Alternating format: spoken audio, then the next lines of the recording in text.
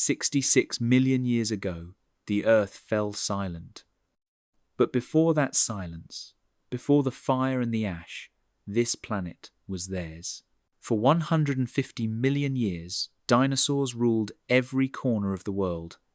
They walked through frozen forests at the poles, thundered across deserts the size of continents, and filled the skies and seas with wings and fins and teeth. They were not just monsters. They were engineers of ecosystems, architects of evolution, and survivors of cataclysms we can barely imagine. From creatures no bigger than chickens to giants that shook the ground, they turned the planet into their kingdom. When we talk about the age of dinosaurs, we are not talking about a brief moment in time. We are talking about an empire that lasted 75,000 times longer than human civilization has so far. And what is truly wild is how much of that world is still here. In birds, in fossils, in every mountain built from their bones. This is the story of how they rose, how they ruled, and how their legacy never really ended. If you use these to fall asleep, that's literally why I make them. So, subscribe maybe, and tell me where you are and what time it is for you. Because somewhere out there, it's midnight in Madrid, dawn in Tokyo, and the ghosts of the dinosaurs are still walking through your dreams. Imagine a world where the air itself feels sick, the sky is dim, the oceans are acid green, and the land smells of rot. The great dying has just ended, though calling it an ending is generous. Over 90% of life on Earth is gone. Forests have collapsed into ghostly thickets. Rivers run black with volcanic ash. The seafloors are carpeted with the bones of creatures that once ruled the deep. For millions of years, Earth had been vibrant and full of life. But now it's eerily quiet, as if the planet itself is catching its breath after barely surviving its own death. Out of this silence, something new begins to stir. Small reptiles scurry over cracked soil, searching for insects that survived the chaos. The air burns their lungs, yet they adapt.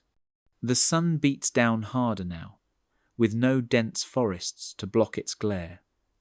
The few surviving species have become tough, heat-loving, and hungry. They live on a knife's edge, balanced between extinction and evolution. Among them are a group of small, wiry creatures with long legs and upright postures. They don't look like much. They are no bigger than a cat, but something in their design is different. Their hips are rotated just right, their lungs are efficient, and their bones are light. These are the ancestors of dinosaurs, and though they do not know it, they are about to inherit the world. To understand how this happened, you have to imagine Earth around 250 million years ago. The continents are fused together into one giant landmass called Pangaea. It stretches from pole to pole, surrounded by a massive ocean. The summers are scorching, the winters freezing, and storms sweep across the interior with terrifying violence. Only the hardiest creatures survive. The Great Dying, triggered by immense volcanic eruptions in what is now Siberia, has stripped the planet to its core. The air is thick with carbon dioxide, the oceans have lost their oxygen, and acid rain falls for centuries. But nature is rebuilding, and evolution is working overtime. In this broken world, mammals begin as tiny, shrew-like survivors hiding from the heat. Amphibians fade into swamps that barely exist. Reptiles, however, thrive. Their scales protect them, their eggs can survive away from water, and their bodies handle extreme dryness. Out of this new reptilian order comes a group known as archosaurs, the ruling reptiles. Some will become crocodiles, others something far more extraordinary. These early dinosaur ancestors are agile, warm-blooded for their time, and endlessly adaptable. While other species cling to life, they begin to explore new ways to move, to hunt, to breathe. Every step they take on this scorched earth sets the stage for what's coming. Because this is the calm before a storm that will last 150 million years. The age of dinosaurs is not born in glory but in desperation. It begins quietly in the ashes of extinction, with creatures no one would have noticed, but soon their footsteps will echo across the continents. The planet that nearly died is about to be ruled by giants. If you could stand on Earth 240 million years ago, you would not recognize it. There are no separate continents, no Atlantic Ocean, no polar ice. Just one massive landmass called Pangaea, stretching almost from pole to pole. It is a world of extremes. The days are blistering hot, the nights freezing cold. Monstrous dust storms sweep across the interior, painting the horizon red. Rain falls so rarely that when it does, it carves new rivers into the ground. The coasts hold on to what remains of lush vegetation, but inland, endless deserts spread for thousands of miles. Life has to adapt or die. The creatures that survived the Great Dying crawl out of their hiding places to face this new, unpredictable planet. The air is still thick with carbon dioxide. Oxygen levels are low, making even simple movement exhausting. For most animals, this world is punishment, but for a few, it becomes an opportunity. Reptiles are already ahead. Their scaly skin keeps moisture locked in, and their eggs can survive far from water. In this unforgiving landscape, those traits mean everything. From the shadows of the dying forests come small, agile hunters. They run on two legs, balancing with long tails. Their chests rise and fall quickly, pulling precious oxygen from the thin air. Their bones are light, their movements sharp and controlled. These are the early archosaurs, the ancestors of dinosaurs, testing the future one step at a time. Imagine one of them darting between ferns, hunting insects and small prey, while the ground beneath trembles with distant volcanoes. The heat is unbearable, but they have learned to endure. They rest in burrows during the hottest hours and hunt when the air cools. Every muscle, every breath is an act of survival. The giant amphibians that once ruled the rivers are gone. The mammal ancestors hide in darkness, but the archosaurs stay in the open. They evolve faster, tougher, more efficient. Natural selection is ruthless here. Only those that can move, breathe, and hunt under punishing heat survive long enough to breed. Each generation improves the design. Stronger legs, more efficient lungs, quicker reflexes. Pangaea becomes their training ground, a planet-sized forge that shapes ordinary reptiles into endurance machines. Over millions of years, the world itself pushes them to evolve. When the deserts expand, they adapt. When droughts last decades, they learn to conserve energy. When prey becomes scarce, they turn to new diets. Their bones tell the story of constant struggle and rapid adaptation. The land they walk on is cracked and endless. The wind burns their skin, yet they keep moving. That relentless drive will one day define their descendants. Pangaea does not offer mercy, but in its cruelty it gives birth to power. The first dinosaurs will inherit this legacy of toughness and speed. The continent may look like a graveyard, but beneath its ashes, something unstoppable is forming. The empire of the dinosaurs is not just coming, it is already breathing. The Earth is heating again. It is now around 230 million years ago, and the climate of Pangaea swings between burning droughts and sudden floods. Volcanoes roar across the land. The air smells of sulfur, and lightning storms crackle through the thick atmosphere. Yet in this chaos, something remarkable is happening. Evolution is gambling. Two groups of reptiles, both born from the same ancestors, begin to take very different paths. One group will crawl closer to the ground, heavy and armoured. The other will stand tall, light, and fast. This is the moment when the future of life on land is decided, not by strength or size, but by anatomy. The first group, the crocodile line, evolves into powerful ambush hunters. They develop thick skulls, sprawling legs, and wide jaws that crush bone. They dominate swamps and riverbanks. When they strike, it is with raw power and precision, but their design has limits. They move like living tanks, deadly but slow. Their bodies rely on the warmth of the sun to stay active. When the air cools or food runs low, they fade into sluggish stillness. The second group, the proto-dinosaurs, makes a very different choice. Instead of hugging the ground, they rise above it. Their legs shift directly beneath their bodies, straight and balanced. With every generation, they become better runners, better breathers, better survivors. Their new hip structure allows them to move quickly for long distances without collapsing under their own weight. They can travel farther, hunt longer, and chase prey in the scorching heat when others have to rest. Inside, another transformation is unfolding. Their lungs evolve into a strange system of air sacs and flow through chambers that move oxygen more efficiently. This is the same breathing design that birds use today, a continuous flow of air that keeps their bodies cool while keeping muscles charged with oxygen. In a world that constantly swings between extremes, this adaptation is everything.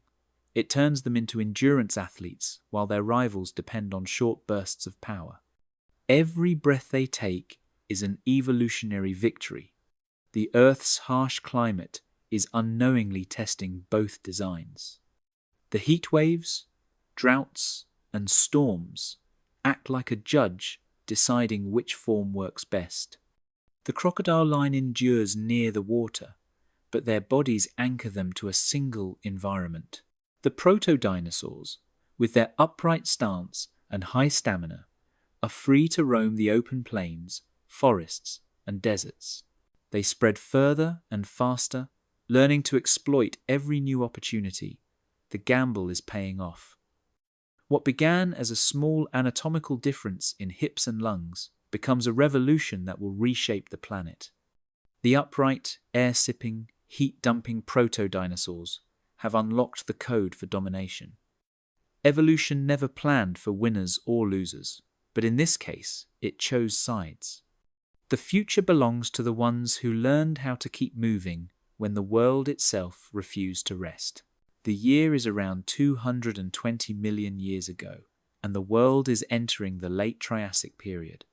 The air is thick with humidity, the land still cracked from volcanic scars, and strange forests of ferns and towering conifers stretch across the horizon.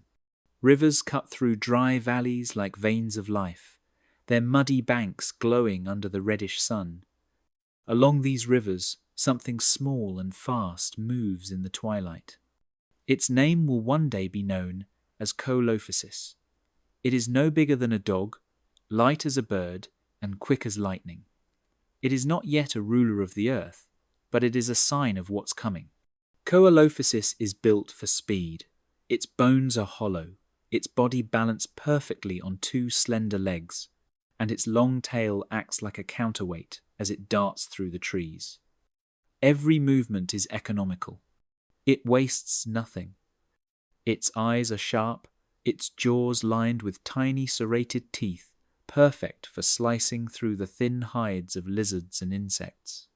It hunts in packs sometimes, not because of loyalty, but because teamwork means survival in a world full of monsters. When you picture the Triassic, you might imagine towering dinosaurs already dominating the planet, but the truth is very different. The early dinosaurs are still small, fragile, and cautious. They share the land with giant amphibians that lurk in rivers and with huge reptilian predators that look more like crocodiles with legs. Every shadow hides danger. The dinosaurs' only advantage is their lightness, their ability to run, and their hunger to adapt. The world around them is unstable. Volcanic eruptions blot out the sun for weeks. Flash floods drown entire valleys. Droughts turn lush forests into dust. In this chaos, size is not the key to survival. Agility is. Coelophysis and its cousins become the masters of movement. They weave between falling trees, chase small prey across open plains, and vanish into the ferns before a larger predator can react. Their bones fossilize in long trails of footprints that stretch for miles, delicate impressions pressed into ancient mud. Those tracks are like time signatures written by survivors. They tell us how fast these creatures ran, how lightly they stepped, how alive they were in a dangerous world. Each footprint is a whisper of evolution testing its limits. The crocodile-line reptiles still dominate, but they are slow to change. The dinosaurs, though small, are restless. They are experimenting with forms that no other animal has tried before. Lighter skeletons, faster growth, better lungs. Bit by bit, they are preparing for the age that will one day belong to them. The first true dinosaurs do not roar or conquer. They creep, they wait, and they learn. Their survival is a quiet rebellion against extinction. Every time their feet touch the ground, they claim another heartbeat of history. In the mud and heat of the late Triassic, the first footsteps of the future have begun. Around 201 million years ago, the Earth begins to shake itself apart. Deep beneath the crust, molten rock builds pressure until the planet cracks open like a splitting egg. This is the birth of the Central Atlantic Magmatic Province, one of the most violent volcanic events in Earth's history.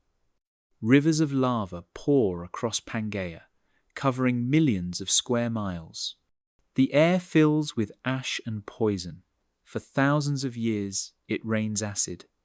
The skies darken, the oceans turn toxic, and the temperature swings from burning heat to freezing cold as the atmosphere collapses under clouds of carbon and sulfur. This is not a single eruption, but a global firestorm that lasts for hundreds of thousands of years. Whole ecosystems vanish almost overnight.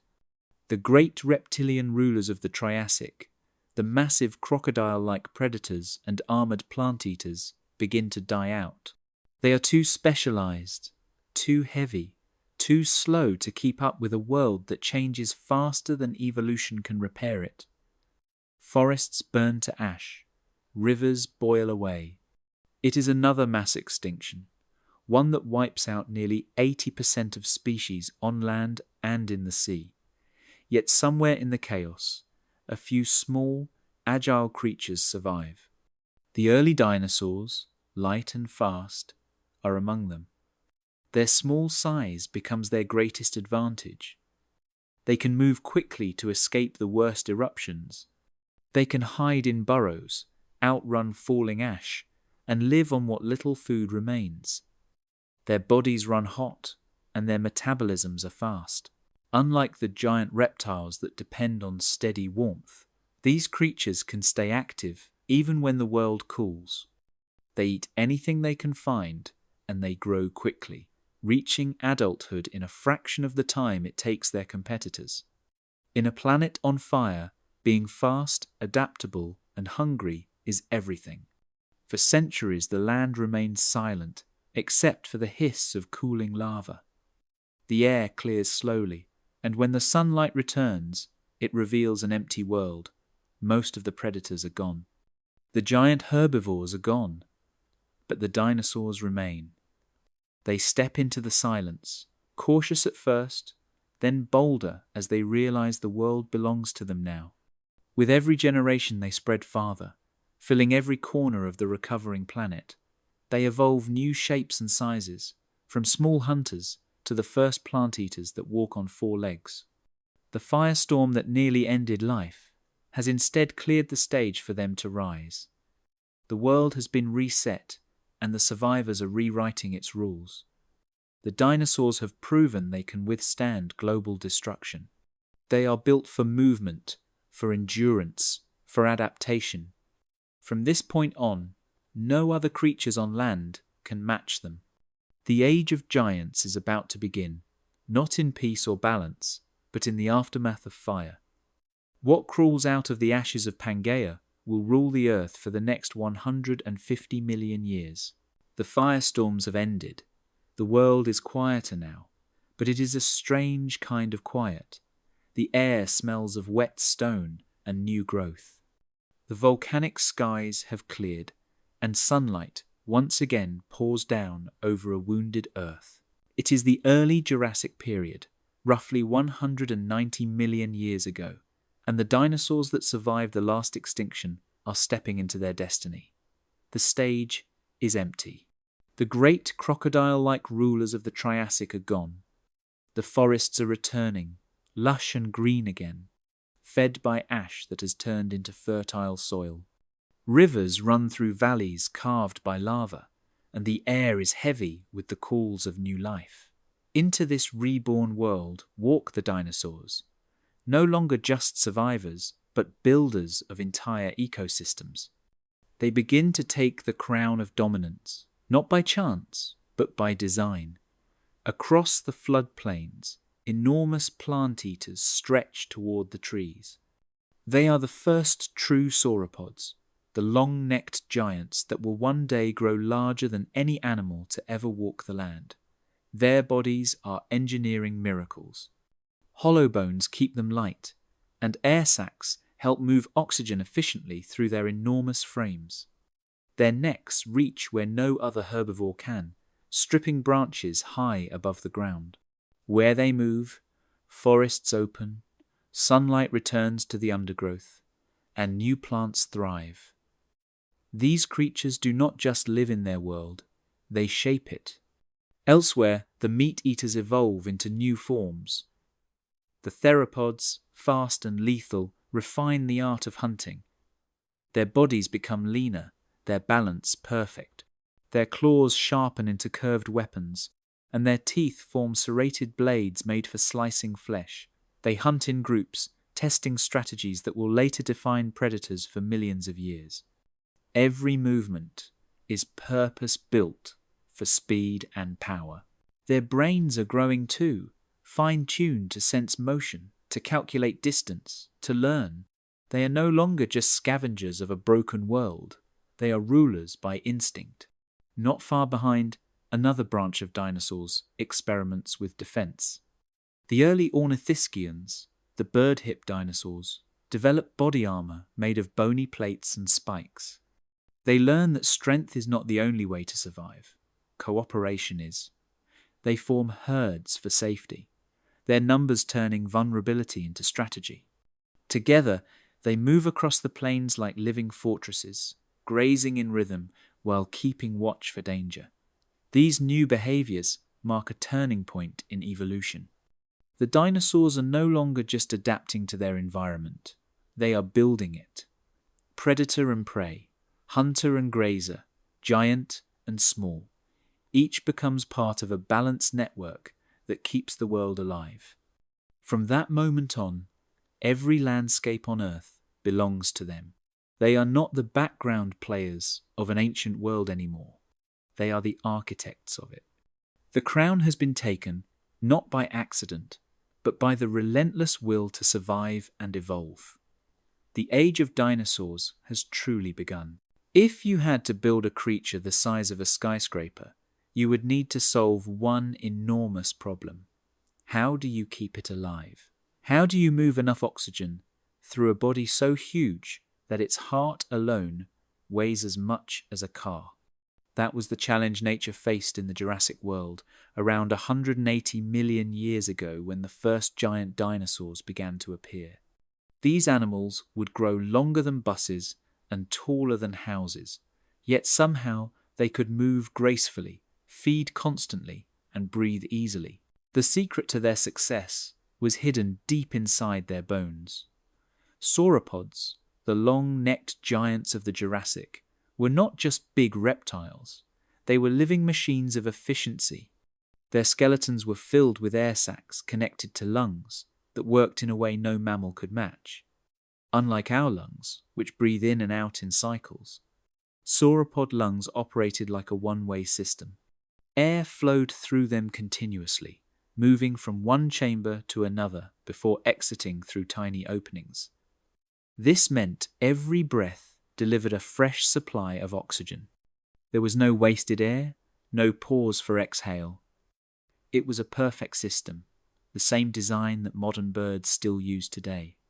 With this supercharged respiratory engine, sauropods could power muscles that needed constant fuel. Their hearts pumped oxygen-rich blood through necks longer than city buses. Their cells burned energy fast enough to keep enormous bodies alive in the heat of the Jurassic sun. And because their bones were filled with air sacs instead of solid marrow, they were far lighter than they looked. A creature that seemed impossibly massive was actually a masterpiece of biological engineering. Every rib, every vertebra, every hollow limb was a careful compromise between strength and weight. Scientists have found fossils showing that some sauropods had vertebrae so hollow they were more air than bone, yet strong enough to support tons of muscle and flesh. This design allowed them to grow to sizes that no land animal before or since has ever reached. But breathing did more than keep them alive. It kept them cool. The Jurassic climate was warm and humid. Without a way to release heat, a creature the size of a building would cook from the inside. The air sacs acted like natural air conditioners, moving oxygen through the body and carrying heat away from the organs. Each breath was both fuel and temperature control. When you imagine these giants walking across ancient plains, you might think of them as slow or clumsy, but they were anything but. Their efficient lungs and light skeletons made them capable of traveling long distances in search of food. They did not lumber. They glided in slow motion, powered by one of the most advanced respiratory systems evolution has ever created. The breath that filled their lungs was more than survival, it was power. It was the design that let life reach for the impossible and succeed. The Jurassic world hums with life. The air is warm, heavy, and sweet, with the scent of pine resin and damp soil.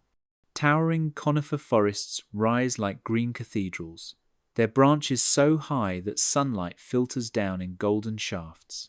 Between them stretch vast, open plains where herds of dinosaurs move in waves across the land. This is the age of thunder. Every footstep of a sauropod sends vibrations through the ground. The earth itself seems alive with their rhythm. The forests echo with low rumbles, the sound of 1,000 tons of muscle and bone shifting together as herds travel from one valley to another.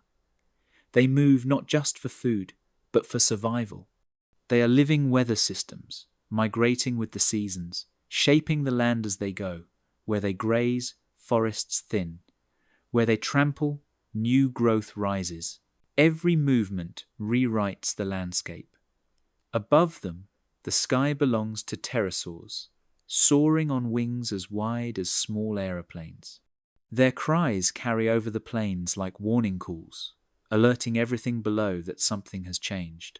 Because in this paradise of green and gold, danger is always watching. The predators have evolved too. They are faster, smarter, and more organized than ever before.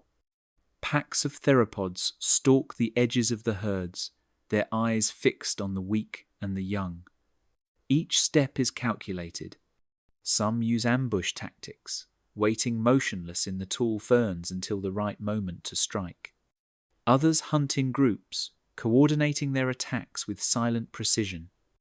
It is not chaos. It is a deadly game of patience and timing. When they attack, it happens fast. Dust explodes into the air. The herds panic, their thunderous steps shaking the ground. The predators dart between legs the size of trees, striking at tendons and throats before disappearing again into the undergrowth. Sometimes they fail. Sometimes the prey fights back. A swing of a sauropod's tail can snap bone. A kick from a plated herbivore can crush a hunter's ribs. The arms race between predator and prey never ends. Every generation invents new strategies, new defenses, new forms of intelligence. The ecosystem is perfectly balanced in its violence. Each death feeds life. The carcass of one creature becomes the meal of many others. Insects swarm, small scavengers pick at the remains, plants drink the nutrients returned to the soil. Nothing is wasted. The forests and plains are alive in constant motion, every sound part of a grand biological orchestra. When the herds rest, the ground is flattened into trails that will fossilize into ancient roads. When they move, they carry seeds in their stomachs, spreading new forests hundreds of miles away. They are gardeners of their own world without ever knowing it. The Jurassic is not just an age of giants. It is a living network, vast and self-sustaining, where thunder is not a storm in the sky, but the endless heartbeat of the earth itself. Beneath the waves of the Jurassic world lies another kingdom, as vast and complex as the one on land. The oceans stretch endless and warm, glowing green and gold under the sunlight. Forests of kelp sway like underwater cities, and shoals of fish flash through them like rivers of silver. It is a place filled with motion and hunger, a living network that connects every creature from the surface to the seafloor. The rulers of these waters are not dinosaurs, but they are every bit as powerful. Ichthyosaurs glide through the ocean like living torpedoes. Their sleek bodies and dolphin-like tails let them slice through the water at incredible speed. Their enormous eyes shine like glass marbles, built to see in the deep darkness below. They hunt fish and squid with surgical precision, twisting and diving with grace that land animals could never match. To watch one chase its prey is to see evolution at its sharpest, a reptile that became something almost mammalian in the sea. Farther offshore, the plesiosaurs reign. Their long necks move like serpents as they patrol the shallows, their paddle-like limbs propelling them in slow, steady strokes. From above, they look like strange ghosts drifting through the water, but when they strike, they do so with explosive power. Their jaws snap shut on fish or ammonites before a victim even realizes it is being hunted. Pliosaurs, their close cousins, are built for a different kind of rule. They are massive, with short necks and giant heads filled with teeth as long as a man's hand. They are the apex predators of the ancient seas, the marine version of the great land hunters that stalk the coasts. When a pliosaur attacks, the water erupts in white foam and red clouds. Its bite can crush bone and shell in a single motion. The ocean floor below them teems with life too. Giant ammonites drift in slow spirals. Crustaceans crawl across coral reefs. Schools of fish form dazzling walls that shimmer like liquid mirrors when the sunlight hits them. Everything is connected. When storms sweep in from the land, they wash nutrients from the forests into the sea, feeding plankton that support entire food chains. When marine reptiles die, their bodies sink, becoming reefs of bone that nurture new life. The line between ocean and continent is blurred. Pterosaurs glide above the waves, diving for fish and bringing them back to nests inland. Even the great sauropods depend on the sea's bounty as rivers carry its life-giving minerals far into the heart of the continents. This is not two worlds, but one, woven together by the constant exchange of energy. From the surface glimmer to the deepest abyss, the Mesozoic ocean is alive with purpose. Its rulers do not roar or stomp like their land-bound neighbours. They glide, they hunt, they breathe in silence. Yet in their movements, the heartbeat of the planet can still be heard, a reminder that life always finds a way to fill every corner of Earth, even the endless blue. The sky was once an empty frontier, a place where only the wind and clouds moved freely. But in the late Triassic, around 220 million years ago, something extraordinary happened. Reptiles that once crept along the ground began to rise into the air. Their descendants would become the first true masters of flight. These were the pterosaurs, the lords of the ancient skies. They were not birds or dinosaurs, but something in between, creatures that redefined what life could do. At first glance, a pterosaur looked impossible. Its wings stretched wider than a person was tall, made not of feathers but of skin and muscle, stretched tight over an arm that had grown impossibly long. The fourth finger on each hand extended like a living spar, supporting the entire membrane. The bones were hollow, thin as reeds, but strong enough to withstand the force of flight. Inside, their bodies were filled with air sacs that kept them light and cool. Every part of their design screamed one purpose: to conquer the air. When they took off, they did not leap clumsily like modern birds. They vaulted into the sky using powerful limbs, launching themselves from the ground with a single push. Once airborne, they moved with effortless grace, gliding for miles without flapping. Their eyesight was sharp, their reflexes lightning fast. The sky that had once been a ceiling for life became a highway of motion and sound. Pterosaurs hunted fish along the coastlines, their long beaks slicing through the water as they skimmed the waves. Some hovered over shallow seas, snapping up prey with precision. Others lived inland, feeding on insects or small animals. As they evolved, they diversified into countless forms. Some were the size of sparrows, darting through forests like living arrows. Others, like the later giants of the Cretaceous, would grow as large as small plains. But even in these early days, their mastery of the air changed everything. For the first time, life on Earth occupied all three dimensions. The ground belonged to dinosaurs, the sea to ichthyosaurs and plesiosaurs, but the air now belonged to the pterosaurs. They connected worlds that had once been separate. They could scout for food across vast distances, follow herds, and spread seeds caught in mud and feathers. In their flight paths, new ecosystems began to take shape. Each glide and dive wove land, sea, and sky together into one living web. The world itself began to breathe in a new rhythm.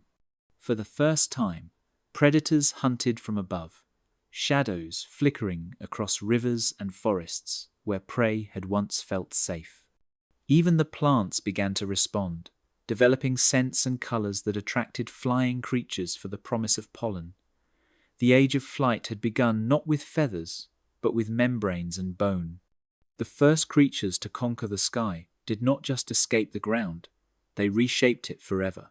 In the twilight skies of the Mesozoic, wings carved the air, and the Earth finally learned what it meant to fly.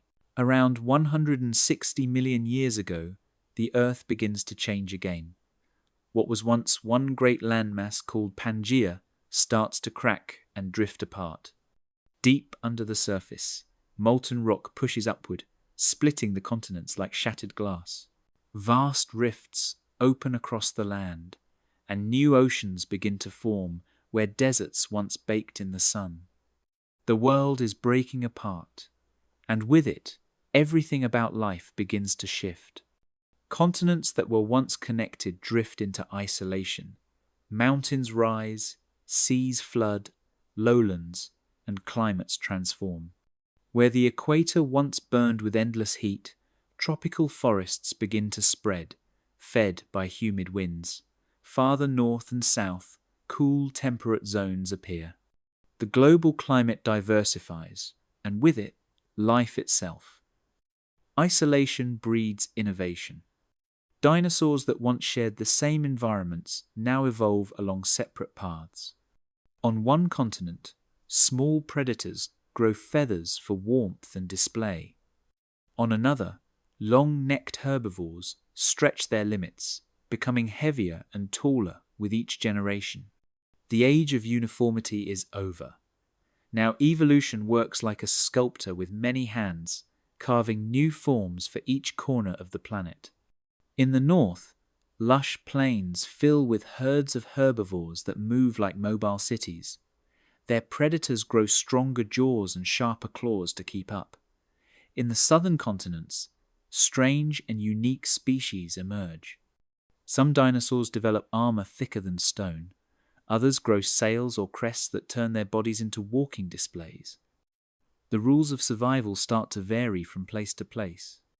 A dinosaur born in what will become South America might live and die without ever knowing that across the widening ocean, its distant cousins are evolving into something entirely different.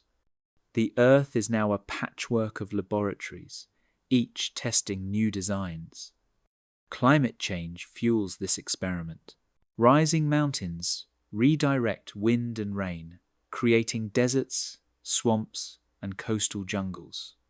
In the high latitudes, dinosaurs adapt to colder temperatures and longer nights, some even capable of surviving months of dim sunlight. Others thrive in tropical storms that rage across the equator. Every new challenge forces new strategies. Flight becomes more refined. Some pterosaurs grow longer wings to travel vast distances between isolated islands. Early birds appear, small and feathered, darting between trees, exploring the skies their reptilian ancestors claimed first. In the oceans, new predators take over. The ichthyosaurs decline, replaced by the massive pliosaurs and mosasaurs that dominate the seas of the Cretaceous. Everywhere, evolution accelerates. The breaking of Pangaea has created diversity like never before. The world is no longer one ecosystem but many, each one inventing its own kind of life. The Earth has gone from a single continent to a living mosaic. What began as destruction has become creation. The world that dinosaurs once ruled as a single empire is now a collection of kingdoms, each isolated, each unique, each pushing the limits of what life can become. The Earth around 130 million years ago is alive with color for the first time in history. Before this moment, plants had been mostly shades of green and brown, quiet survivors of sunlight and rain. But now, something astonishing begins to unfold. Flowers bloom across the continents like fireworks frozen in slow motion. They are small at first, delicate bursts of color hidden among ferns and conifers, but their arrival will change the planet forever. These are the angiosperms, the first flowering plants, and they are about to rewrite the rules of life. Flowers are not just decoration. They are inventions of survival, designed to seduce the senses of other creatures. Their colors attract eyes. Their scents drift through the air like invisible invitations. Their nectar, sweet and rich, lures the hungry and the curious. Every petal and pollen grain is part of a grand evolutionary bargain. Plants need to reproduce, but instead of scattering their pollen randomly into the wind, flowers enlist animals to do the job for them. Insects are the first to answer. Beetles, flies, and the early ancestors of bees and butterflies dive headfirst into this new world of color and scent. Each visit dusts them with pollen, turning them into living couriers of life. The relationship is so successful that it sparks an explosion of diversity. Insects evolve new body shapes, new feeding tools, new senses tuned to color and smell. The Earth begins to hum, literally, with their wings. With more insects come more opportunities. Small reptiles and early birds start to chase them through the air, giving rise to faster, more agile hunters. The entire food web speeds up. On the ground, the herbivorous dinosaurs discover this new world too. For millions of years, they had lived off ferns, cycads, and conifers, chewing through tough plant matter with simple jaws. Now the landscape changes. Flowers bring softer leaves, seeds, and fruits rich with energy. The plant eaters adapt quickly. Some develop more complex teeth that can slice and grind. Others evolve longer necks or flexible lips to pluck blooms without crushing them. Inside their massive bodies, guts evolve into more efficient processing systems. It is as if the planet itself has turned up the tempo of evolution. Ecosystems that once changed slowly now shift in decades or centuries. Each flowering plant that blooms invites new animals to interact with it, to feed, to pollinate, to spread its seeds. Even the climate begins to respond as forests of flowering plants alter the chemistry of the atmosphere, breathing out more oxygen and capturing more carbon. The world becomes brighter, faster, and more connected than ever before. Flowers are more than just beauty. They are biological revolutionaries. Every color, every scent, every drop of nectar is a signal in the ongoing dialogue between plant and animal.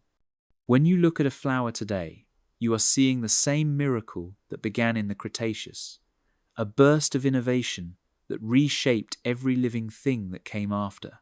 The story of flight begins not in the open skies, but in the dust and shadows of the Cretaceous forests around 120 million years ago.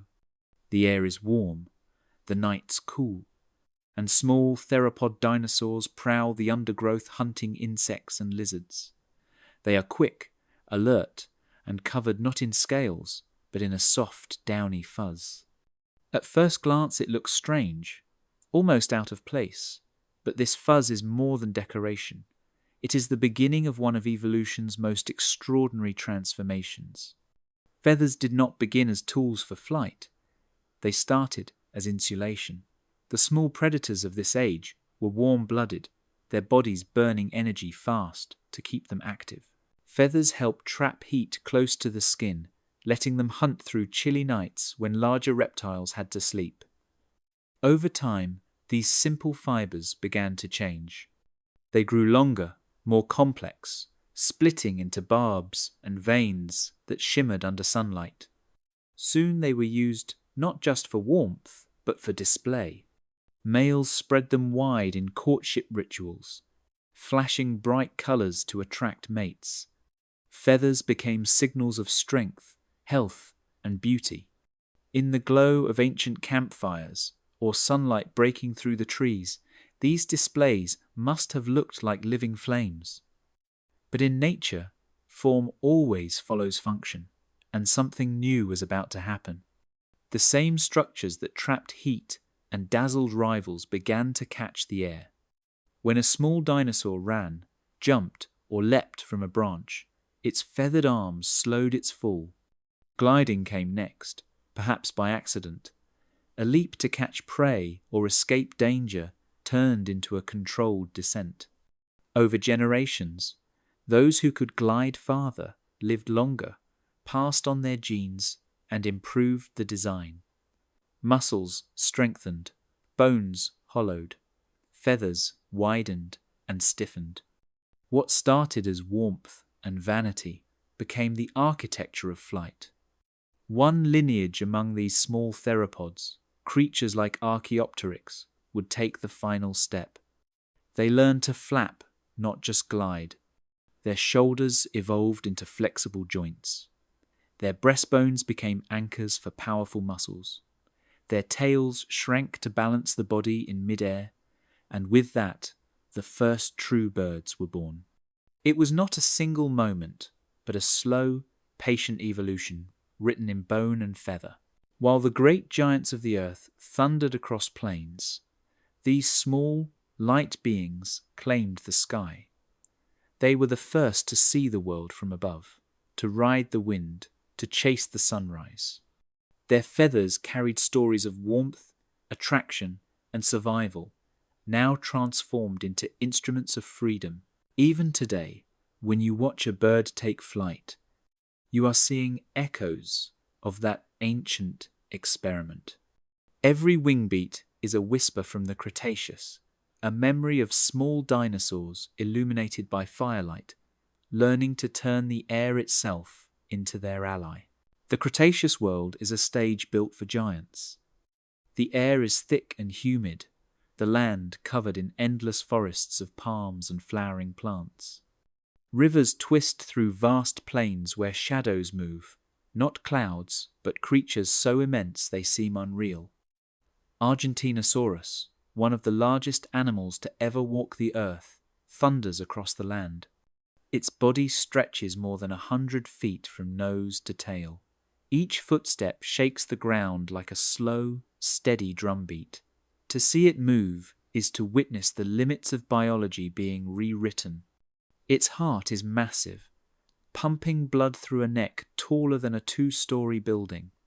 Its lungs work like living bellows, pushing air through chambers that lighten its enormous frame. Its bones, though thick, are filled with air spaces that make them strong without being impossibly heavy. Everything about it is efficiency wrapped in scale. It eats constantly, stripping trees bare with each swing of its neck. Whole forests must regrow in its wake. Yet even a creature this huge lives under the rule of balance. For every titan that grazes, there is a predator somewhere, learning how to bring one down. In the northern continents, another kind of giant evolves, not of size, but of precision. Tyrannosaurids, descendants of smaller hunters, rise to dominate the food chain. They are not built for speed alone, but for power. Their skulls grow enormous, their jaws lined with teeth thick as daggers. A single bite can crush bone. Unlike earlier predators that slashed and tore, the tyrannosaurs use brute force. They do not chase endlessly, they strike once and end it. Their eyes face forward, giving them depth perception, perfect for tracking moving prey. Their neck muscles are massive, coiling like ropes beneath the skin. Every movement is calculated, every strike designed by evolution for maximum impact. When predator and prey meet, the earth itself seems to hold its breath. The sauropods rely on size and numbers. The tyrannosaurs rely on intelligence, patience, and timing. These encounters are not chaotic, but choreographed by millions of years of adaptation. The Cretaceous has become an age of specialization. Every species has found its niche, every design refined to perfection. There are small, agile hunters with feathers and speed, but the world's drama revolves around the giants. Even the plants have adapted, growing faster and tougher to keep up with the endless grazing. The ecosystems hum with balance. Nothing is wasted. The titans may rule the land, but their rule is not eternal. They are products of a stable world, a planet at its peak. In this moment, nature has achieved something close to perfection, where the largest animals ever to walk the earth coexist with the deadliest hunters it will ever produce. The ground trembles with life. The sky darkens with wings. Every sound, every movement is a reminder that evolution has no limits. The age of giants has reached its greatest height, unaware that its reign, though mighty, will soon face the end of all things. The Cretaceous Earth is a planet of extremes. From the humid tropics to the frozen poles, dinosaurs have learned to survive in every climate imaginable. Around 100 million years ago, the world is warmer than it has ever been. There are no ice caps, no frozen continents, but that does not mean life is easy. The poles still face months of darkness in winter and endless sunlight in summer. The equator swelters under monsoon rains that flood and vanish in cycles. In between stretch vast deserts where heat shimmers in waves and life clings to what little water remains. Yet somehow dinosaurs live everywhere. At the southern and northern edges of the world, forests grow thick with ferns and conifers. Snow falls rarely, but the nights last for months. Paleontologists have found fossils of duck-billed dinosaurs and small predators buried in what were once polar swamps. They lived where the sun disappeared for long seasons, which means they adapted in ways that defy what we once thought dinosaurs could do. Some may have migrated south when the darkness came, traveling hundreds of miles following the faint warmth of the sun. Others stayed, growing thick layers of fat or fluff, like primitive feathers to trap heat. The bones of young dinosaurs show growth rings, like those of trees, proving that they slowed their development during harsh winters and sped it up again when food returned. They were not mindless reptiles, but survivors tuned to the rhythm of their world. Closer to the equator, the story is different, but equally challenging. Monsoon belts dominate, bringing months of flooding followed by brutal drought. Herds of plant-eaters migrate in search of water, their footprints pressed into the drying mud only to be washed away by the next season's rains. The predators follow, relying on instinct to track herds across shifting landscapes. In these places, behavior becomes as important as biology. Some dinosaurs gather in herds not just for protection, but to help find food and shelter during the worst months. Fossilized nesting sites show entire colonies of parents guarding eggs together, huddling to share warmth and fend off predators. Cooperation becomes a survival strategy. Far inland, beyond the reach of monsoon rains, the land turns to desert. Sand dunes stretch for miles, broken by oases where life clusters tightly. Even here, dinosaurs endure. Some dig shallow pits to rest in the shade. Others travel by night when the heat fades. The diversity of strategies is staggering. Every environment shapes behavior, and behavior, in turn, shapes evolution. Dinosaurs are not bound by temperature or terrain. They have become the first true global species, adapting to every extreme the planet can offer. The world swings from gentle to brutal, but they endure it all. From the shimmering deserts to the silent polar forests, their footprints cover every corner of the earth. They are no longer just rulers of life. They are its most flexible architects, capable of surviving wherever the planet dares to test them. The age of dinosaurs is often remembered for its size and power, but their greatest strength may have been something far more subtle. It was their ability to think, to cooperate, and to care. Around 80 million years ago, the Cretaceous world was full of creatures that had learned to live not as loners, but as members of complex societies. Across plains, deserts, and forests, herds moved like living fortresses, each individual protected by the instincts and intelligence of the group. It was not brute strength that made them dominant. It was their social brain. The evidence begins in the nests. Paleontologists have found entire colonies of fossilized eggs, arranged in careful circles, sometimes in layers of dozens or even hundreds. These were not abandoned clutches left to fate.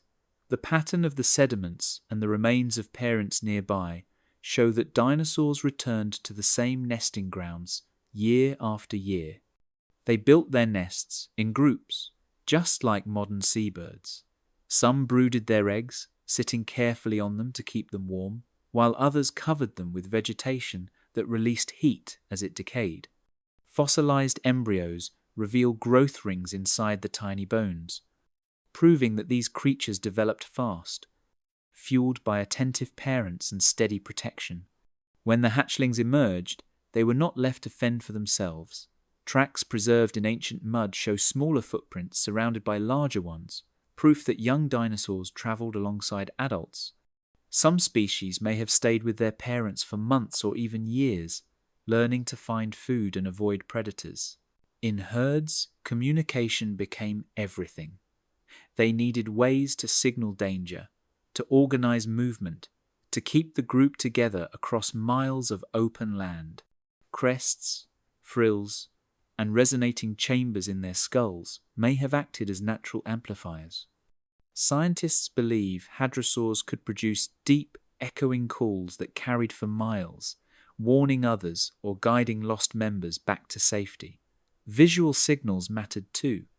Bright colors, feathers, and posture likely played roles in keeping order and establishing dominance without constant fighting.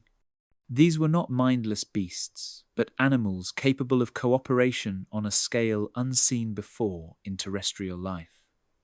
Even predators evolved intelligence to match. Smaller theropods may have hunted in coordinated groups, using body language and sound to corner prey. Larger ones, like tyrannosaurs, may have relied on complex social structures where juveniles learned from adults before becoming solitary hunters. The more they communicated, the more their brains had to grow, and with that growth came awareness. Survival no longer depended only on strength or speed, but on memory, learning, and trust. The world of the dinosaurs had become a network of societies, each one a mobile system of protection and strategy. Their success was built not just in bone and muscle, but in shared behavior. They survived by caring for their young, by working together, by understanding one another. Long before humans built their first villages, dinosaurs had already mastered the art of living as one. The Cretaceous landscape is alive with spectacle. Herds graze across the plains, but they do not blend into their surroundings. They shimmer with color, armor, and ornamentation. This is not just an age of survival, it is an age of display. Around 70 million years ago, evolution begins to favor not only strength, but beauty, not only defense, but performance. Dinosaurs are no longer just trying to live through each day. They are trying to be seen. They are trying to win. The first to catch your eye are the ankylosaurs, walking fortresses of bone and muscle. Their backs are covered in thick plates like a suit of armor, and at the end of their tails hangs a club heavy enough to shatter bone. It is an incredible weapon, but it is also a message. Stay away.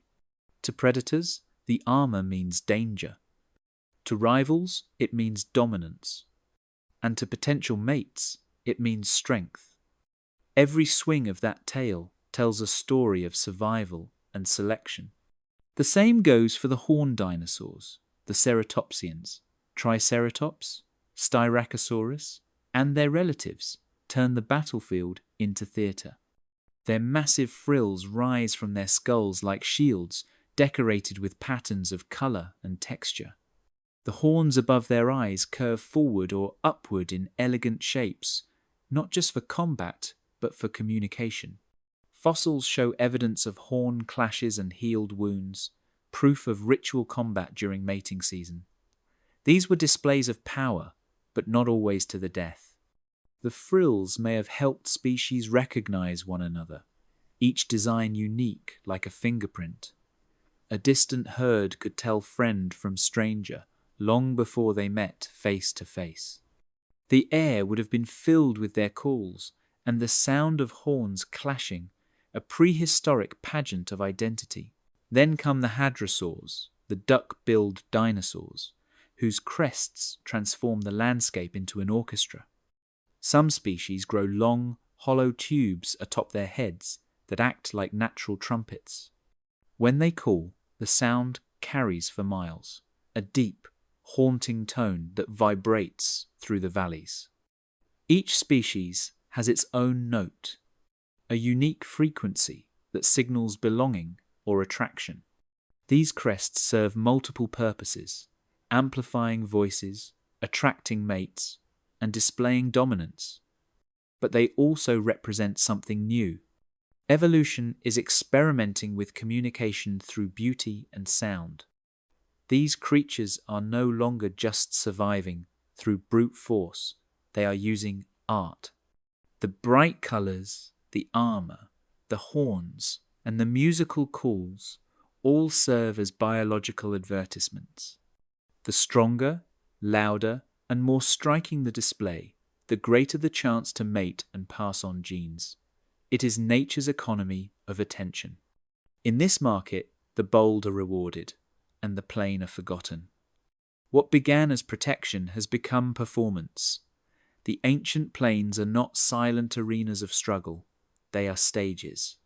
Every frill, every crest, every swing of an armored tail is part of a story that says, "Look at me, I am still here, and I am strong enough to be seen."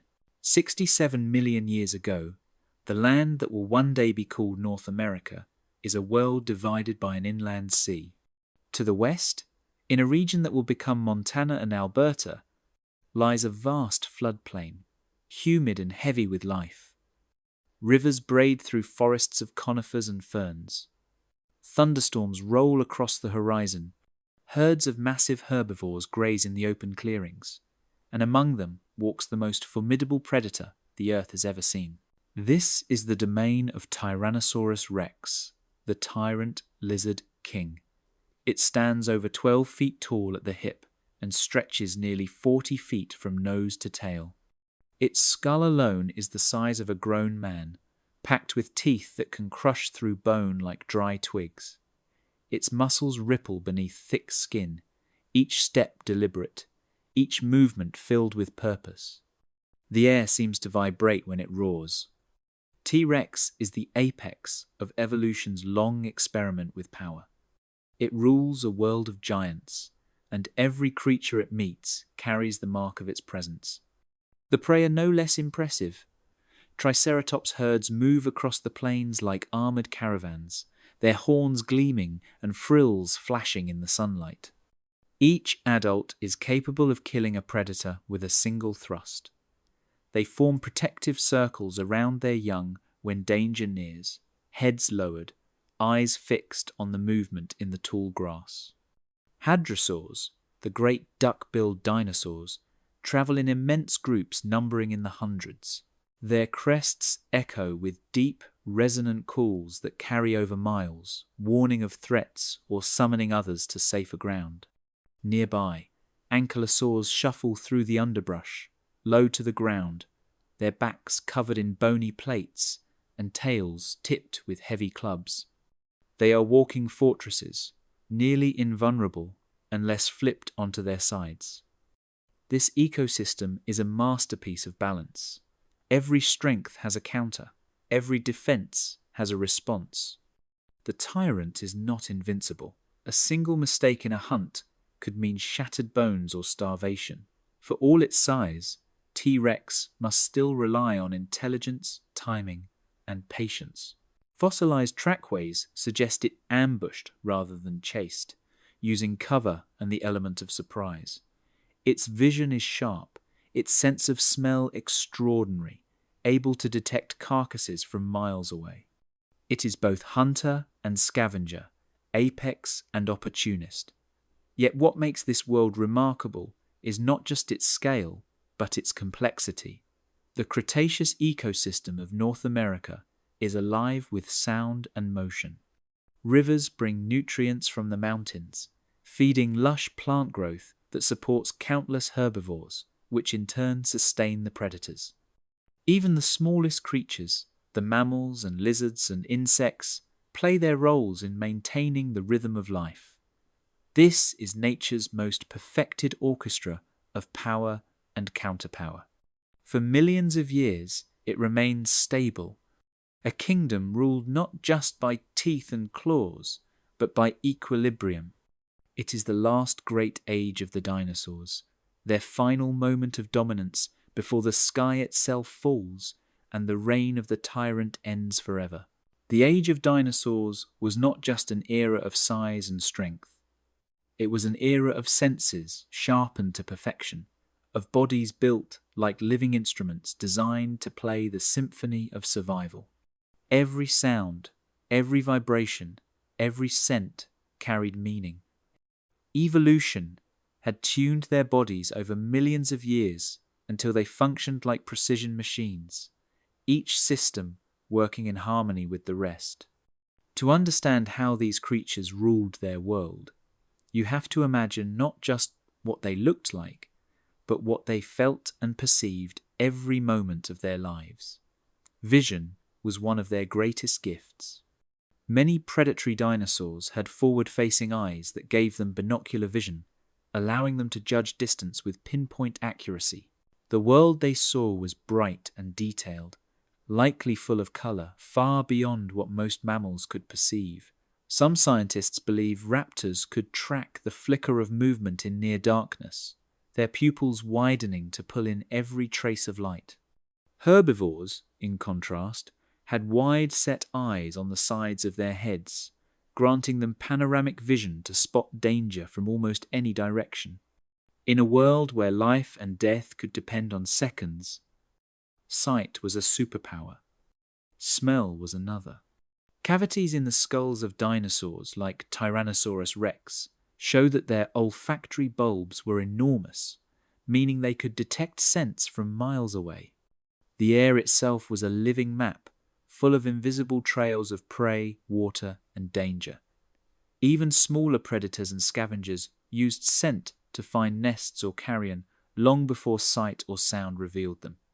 The world they lived in was rich with layers of information carried on the wind. Balance and motion added another layer to this sensory orchestra.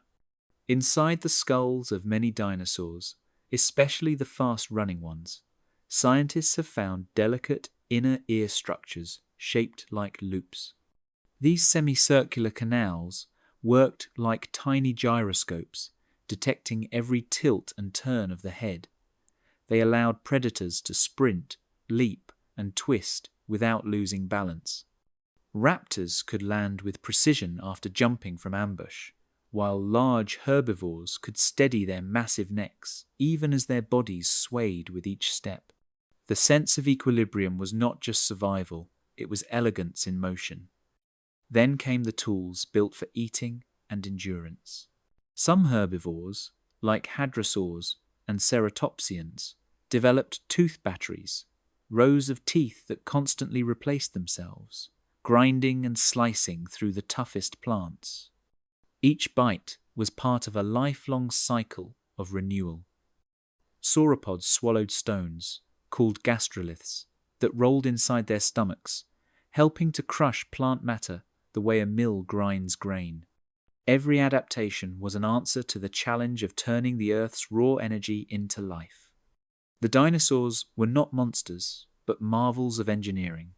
Their bodies worked like orchestras of bone, muscle, and sense, each one performing a complex melody of perception and instinct. The Cretaceous world was not silent or simple. It was alive with awareness, each creature perfectly tuned to the rhythms of survival's endless song. For centuries, people imagined dinosaurs as sluggish reptiles, cold-blooded monsters dragging themselves through swamps. But the truth written in their bones tells a very different story. Deep inside fossilized skeletons, under microscopes powerful enough to see the patterns of ancient cells, scientists have discovered something astonishing. Dinosaur bones grew fast, far faster than any cold-blooded reptile alive today. Their lives burned bright and brief, their bodies running on speed, heat, and hunger. Growth rings inside bones, like those of trees, reveal their life stories. Some dinosaurs hatched small enough to fit in the palm of a hand and reached full size in just a few years. The great predators, like Tyrannosaurus rex, grew from hatchling to multi-ton killer in less than 2 decades. Sauropods, those mountain-sized plant eaters, may have reached adult size in as little as 20 years.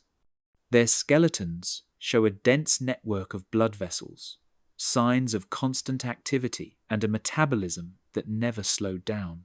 These were not reptiles basking in the sun to wake up. They were furnaces, alive with energy. Their hearts must have pumped at incredible rates, their lungs working like bellows to feed oxygen into muscles that never truly rested. Even in sleep, their bodies would have burned hot, turning food into motion. This kind of growth required an engine more like that of a mammal or bird than a crocodile. The old line dividing warm-blooded and cold-blooded creatures begins to blur when you look at dinosaurs. They seem to stand in the middle, or maybe they invented something new entirely, a metabolic system designed for endurance and flexibility. They could move through cool nights and hot days without slowing down. They could migrate across continents, hunt in the dark, and raise their young with constant care. They were not just surviving, they were thriving at high speed. Their childhoods were short and intense. Fossil evidence shows that young dinosaurs often grew in explosive bursts, gaining size and strength in record time. Juveniles formed groups of their own, learning to hunt, forage, and communicate. They lived fast because they had to. In a world full of predators and disasters, waiting to grow up could mean extinction. The teenage years of a dinosaur were a sprint towards survival. By the time adulthood arrived, their bones had already recorded the marks of a life lived on fast forward. This discovery changes how we see the entire Mesozoic world.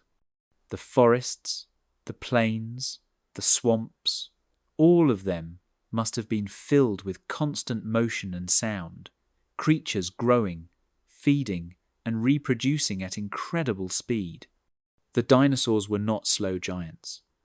They were the planet's first athletes, running on internal fire. The line between reptile and mammal no longer makes sense in their world. They broke the rules of biology and created their own, proving that life does not fit neatly into categories. It adapts, it transforms, and sometimes it invents something entirely new. 66 million years ago, the world begins to tremble. It is not a single disaster, but a series of warnings written across the planet's skin. The ground itself rumbles as if alive. Deep beneath what is now India, the Earth's crust begins to tear open. Magma surges upward in unimaginable quantities, flooding the surface in waves of molten rock. These are the Deccan Traps, one of the greatest volcanic events in history. For hundreds of thousands of years, fountains of lava pour from the cracks, layer upon layer building up into mountains of basalt that will one day stretch across half a continent.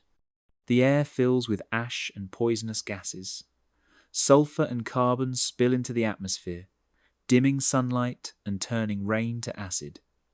The skies flicker red and black. Life goes on, but it is beginning to strain under the weight of the planet's fury. Forests struggle to recover after each eruption. Ocean temperatures swing wildly as greenhouse gases trap heat, then plunge as volcanic dust blocks the sun. Sea levels rise and fall in great pulses, drowning coastlines and leaving them bare again in cycles of destruction. Entire ecosystems vanish. The world's balance teeters, and still, deep space is preparing its final blow. Far beyond the orbit of the moon, a rock the size of a mountain has been drifting silently for millions of years. It is a fragment from an earlier collision, a wanderer caught in the gravity of the inner solar system. Slowly, its path begins to change. The Earth turns, bright blue and fragile, directly into its trajectory. The two are now on a collision course written in mathematics and inevitability. Across the planet, the dinosaurs have no idea what is coming. They roam through steaming jungles and floodplains filled with life. The tyrant predators hunt, the great herds graze. The skies swarm with pterosaurs, and the seas teem with mosasaurs and ammonites. It is a thriving world, but under the surface, cracks widen and gases leak, hinting at the storm to come. The magnetic fields shift slightly, the climate wobbles, and the Earth seems restless. Volcanoes in the Deccan region continue to erupt in pulses, each lasting years, each releasing enough gas to alter the atmosphere. The air grows thicker, the oceans more acidic. Coral reefs begin to collapse. Some scientists believe these eruptions weaken the planet's resilience, setting the stage for a global collapse. Others think they cushion it slightly, releasing carbon that delays the inevitable freeze. Either way, the outcome is the same. The planet is exhausted, and then, far above, in the silent darkness of space, the asteroid crosses its final orbit. It is traveling faster than any bullet ever fired, a cosmic stone carrying energy beyond comprehension. Below, in what will one day be called the Yucatan Peninsula, the shallow sea sparkles under the morning sun. The dinosaurs continue their day, unaware that within moments their age will end. The earth holds its breath. The shadow is falling. It begins in silence. A clear morning over the shallow seas of the Yucatan. The sun glows on the water. Herds move through the forests, and the air hums with life. Then, in an instant, the sky tears open. A blinding white flash appears on the horizon, brighter than anything that has ever touched the earth. A rock 6 miles wide, travelling faster than 20 times the speed of sound, slams into the planet with the energy of billions of nuclear bombs. The crust itself ripples like liquid. In the first second, the asteroid vaporizes, along with everything within hundreds of miles. The ocean explodes upward, turning to steam. A crater more than 100 miles wide opens where the sea once was. The shockwave races outward faster than any wind, flattening forests, igniting everything in its path. In less than a minute, the air becomes fire. Across continents, debris from the blast arcs into the sky, glowing as it re-enters the atmosphere. The world is showered with flaming rock and molten glass. Temperatures on the surface spike high enough to ignite plants and animals instantly. Entire forests burn in a single afternoon. It is as if the planet itself has turned into a furnace. Then, as suddenly as it began, the heat gives way to darkness. The sky fills with ash and vaporized rock, blocking out the sun completely. For days, then weeks, then months, the earth remains wrapped in a shroud of night. The temperature drops. Plants wither and die. Without sunlight, photosynthesis stops, and the first link in the food chain breaks. Plankton die in the oceans, leaving the small fish that feed on them to starve. The larger fish follow. Reefs collapse. On land, the great herbivores wander through blackened forests, their massive bodies searching for food that no longer exists. Their predators, once the rulers of the world, now find nothing to hunt. The mighty tyrannosaurs and raptors, built for speed and power, cannot survive when the prey is gone. Ash drifts down like snow, burying rivers and lakes, poisoning what little water remains. The sound of life fades. Only scavengers persist for a while, feeding on the dead. Even they eventually succumb to starvation. The earth grows quiet. The longest minute stretches into months of darkness and cold. The fires die out. The wind carries silence through empty valleys.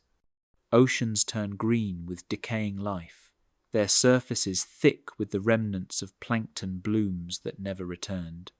The age of the dinosaurs, which had lasted for more than 150 million years, ends not with a roar, but with a whisper of falling ash. Yet in the shadows, small survivors endure. Mammals burrow underground, birds take shelter in trees and caves, seeds lie waiting beneath the soil, ready for the sun to return. The world is broken, but not dead. The longest minute in Earth's history has ended, and from its darkness, life will begin again. The silence after the impact is almost impossible to imagine. The forests are gone, burned to charcoal. The air smells of ash and sulfur. The sunlight that once fed entire ecosystems now filters weakly through a haze of soot and dust. For weeks, months, maybe years, the earth remains trapped between fire and frost. Most of the great creatures that once ruled it are gone. The long-necked titans have vanished. The horned and armored herds are no more. The tyrant kings, whose roars once shook the plains, lie buried beneath layers of blackened sediment. But not everything has ended. In the wreckage of the Cretaceous, something still moves. Small shapes dart between fallen logs and shattered trees. They are light, quick, and cautious. These are the survivors, the feathered heirs of the dinosaur dynasty.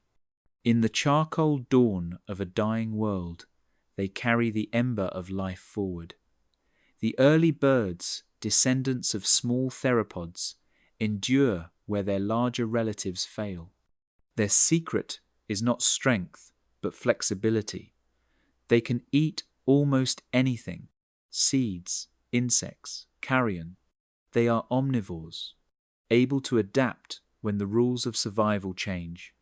Their feathers, once meant for warmth and display, now become shields against the cold. Some burrow into the ash for shelter. Others hide near rivers where the air stays slightly warmer. When they move, their wings stir up the dust of the old world, but every beat of those wings is a defiance of extinction. In their bones lies the legacy of flight, the one gift that lets them move between shrinking islands of life. As the months of darkness stretch on, they outlast hunger by scavenging and storing food. They find seeds buried beneath layers of soot, remnants of plants that perished in the fires. When sunlight finally returns, weak and pale, those same seeds begin to sprout. Grass, ferns, and flowers return in patches of green against the black earth. Insects crawl back. Fish survive in the murky waters. Slowly, painfully, the food web rebuilds itself from the bottom up, and the small birds thrive in its rebirth. They are not the same as the creatures that came before. Evolution has pressed them into new forms. Beaks replace teeth. Their bodies grow lighter. Their minds sharpen. The traits that once served dinosaurs on the ground now belong to creatures of the air. They sing, not in celebration but in persistence, each call echoing across a quiet planet that is learning how to breathe again.